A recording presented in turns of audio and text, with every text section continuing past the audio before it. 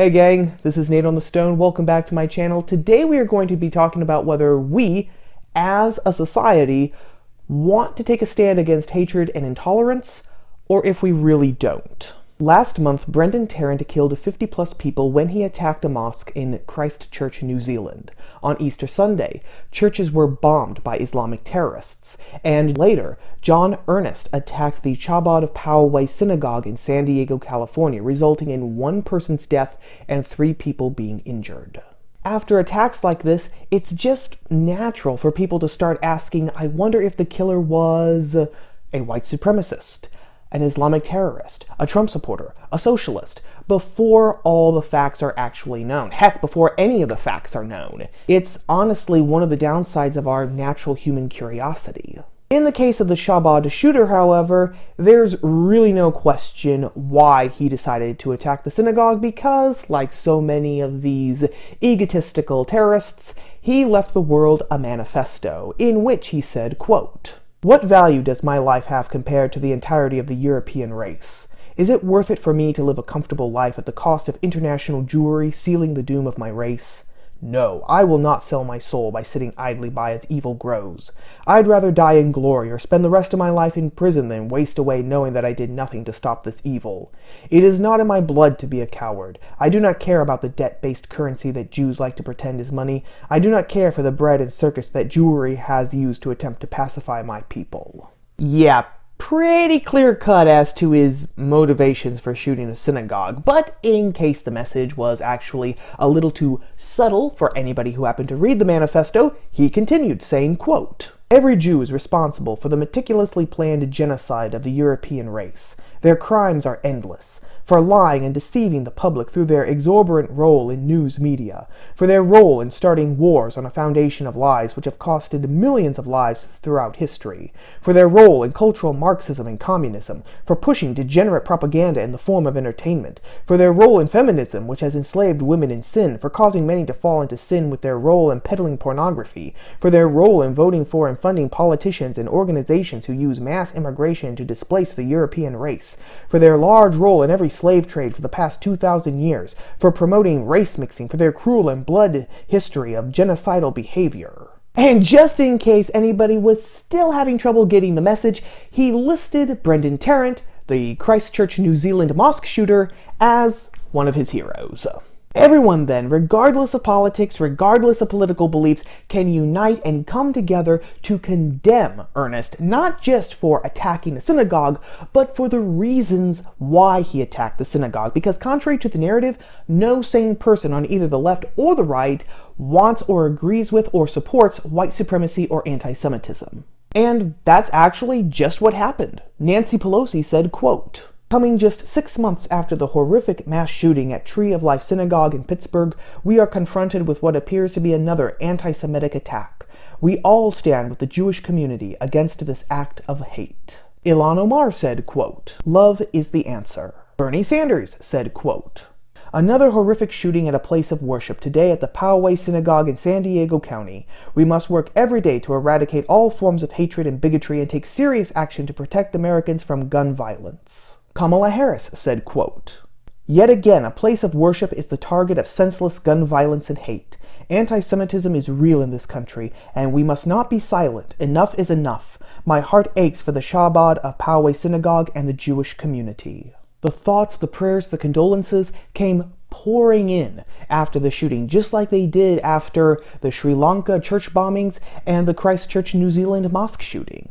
It honestly helps reaffirm a guy's faith in humanity to see that even during this time, when we don't just seem to be divided, but genuinely are really divided, not just politically, but in the basic way that we see the world, that even during this time, we can come together not just to condemn this sort of evil, but we can come together to pray and send our thoughts to the communities who have been attacked like this.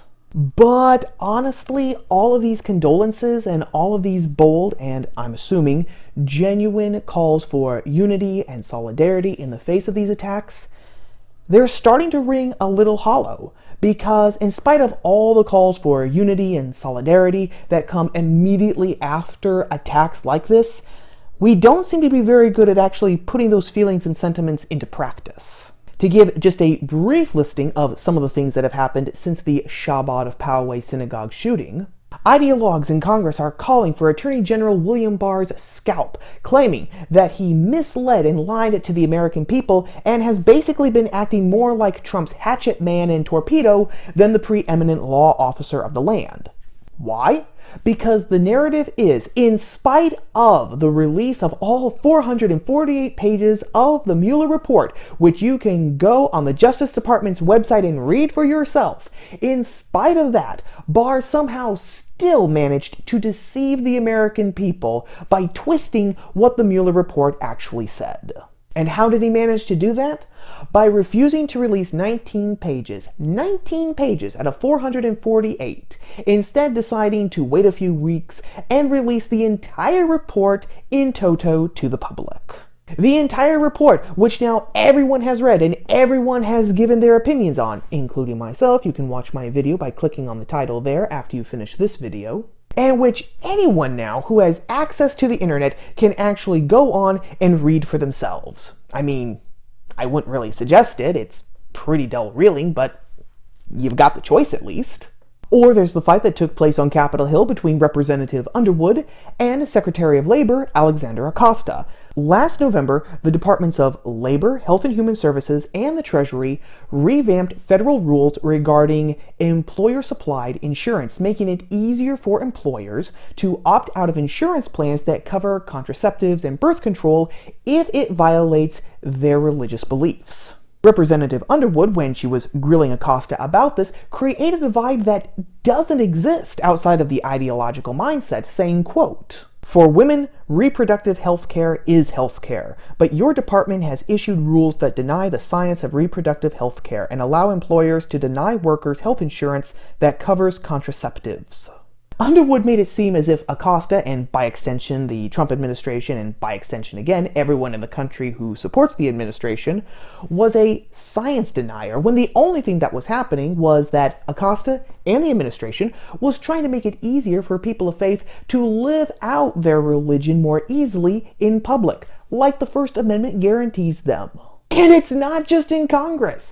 On May 2nd, independent journalist Andy Nago reported on Twitter that he had actually been sprayed with pepper spray while covering an Antifa riot in Portland, Oregon. This after he had been verbally abused by the masked protesters. And just to top it all off, open season has been declared on everyone and anyone wearing President Trump's signature MAGA hats, because the power of these hats is so vast that they can turn even black immigrant men into white supremacist KKK-loving neo-Nazis. Heck, anymore, you don't even have to be wearing a MAGA hat. Just peacefully exercising your right to religious liberty in public is enough to get you declared public enemy number one.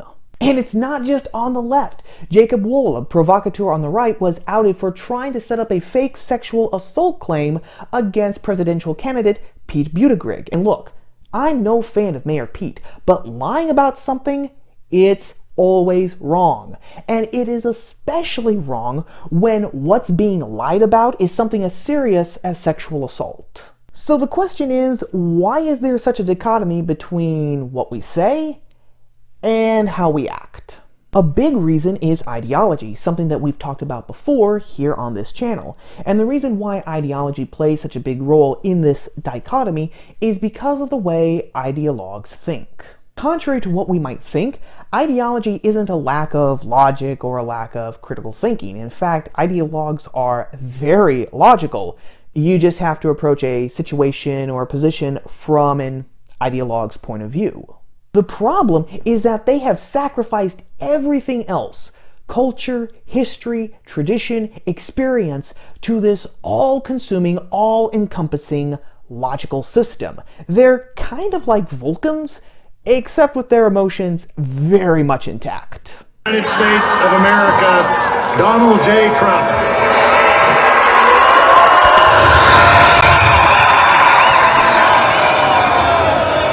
And that means that their thinking is very, very tightly constricted, because the only way that they can think is within the circuit of their logical system. So an ideologue might say, we need to raise the minimum wage to $15 an hour. But that's never worked wherever it's been tried. That's because corporations are selfish and want to keep people under economic servitude. Raising the minimum wage won't affect jobs or prices. But companies like McDonald's are already moving towards automation, and raising the minimum wage to $15 an hour is just going to encourage them to move along faster with that process. Why don't you want the poor to make a living wage? Now, this ideological thinking does something else too, and that is it reduces people to just reciprocals for ideas. Because when our whole world boils down to just ideas in a logical system, then that means that people get boiled down to that lowest common denominator too. And when people hold the wrong ideas, then they immediately become public enemies who want fascism or white supremacy or socialism or whatever to make a comeback. And since all of those things are bad, no doubt about it, we start having a mentality of leave none alive. And of course, that justifies you spraying your public enemy with pepper spray or lying about your enemy being a sex offender. But the thing is, we're not just our ideas. Now, don't get me wrong, gang. Ideas are very important, and our ideas help shape us, and they help direct how we're going to act, whether that's good or bad. But individual people are so much more than that. They come from a family. They're part of a family. They have lived experiences. In fact, we can say, if you'll pardon me for getting a little poetical here, gang, every person is a mystery, a universe in and of themselves, something that just can't be reduced to one thing and one thing only. Intersectional identity politics. So what's the solution? It's tolerance. Simple! Except that tolerance has often been equated with acceptance, meaning that we just have to be accepting of every single idea and position and policy, whether it's good or bad, it doesn't matter. And when it's not code for acceptance, it's been forged into an ideological weapon. What? You think that the southern border should actually be secured? You intolerant bigot. But tolerance is also something that we genuinely need, especially when we live in a pluralistic society. The difference between real tolerance that we need and the pseudo-tolerance that is so often forced down our throats is that real tolerance concerns itself with people and not ideas. There are a lot of ideas like free college tuition and student loan forgiveness programs that are just bad. There are also ideas that are objectively evil, like slavery, anti-Semitism, segregation. Bad and evil ideas can never be tolerated, even when they exist in society. We can't just give a little chuckle, shrug our shoulders, and say, well, that's just the way things are, nothing we can do, so long. They have to be fought. But people have to be tolerated even when they're the ones espousing some of these ideas. Why? Well, because like we said, no person can be reduced just to their ideas, and plus, since they're a person, they have rights too, just like you. Which means that they can't be slandered and lied about, physically attacked, or exiled from the community just for holding an idea. But how can we practice this real tolerance that makes a difference between tolerating real people and also being intolerant of genuinely bad and or evil ideas? One practical and powerful way is by reminding ourselves that whoever we're debating or whoever is sprouting the latest nonsense is in fact a person. Someone who comes from a family. They're somebody's son or daughter, father or mother, somebody's brother or sister, somebody's friend. Someone who was born and who's going to die someday. Someone who has their own lived experiences and their own story. Someone who is objectively, both biologically and metaphysically, just as unique and just as one of a kind as you are. Someone who, because of all these things, is more than the sum of their ideas, whether they realize it or not. Is that going to be hard? You bet it is. But then again, no one said that real tolerance was going to be easy. But as always, I want to hear from you, gang. How else can we practically practice real tolerance in our everyday lives? As always, let me know your thoughts, your ideas down in the comments section below. Well, that about wraps up everything for right now, gang. As always, if you liked the video, whether you agreed with me or not, don't forget to show your support by giving it a like and sharing it with your friends on Facebook, Twitter, and all the other social media platforms. And if you like videos about the culture, politics, and religion, but from a different POV, then don't forget to subscribe to the channel and to ring the bell for notifications, so that you will always know when I post new videos just like this every Tuesday. Videos you're not going to want to miss. As always, thank you for watching, for giving me a little bit of your day. Thank you to everyone who has already subscribed to my channel, and I will see you all again here next week, gang, on top of the stone.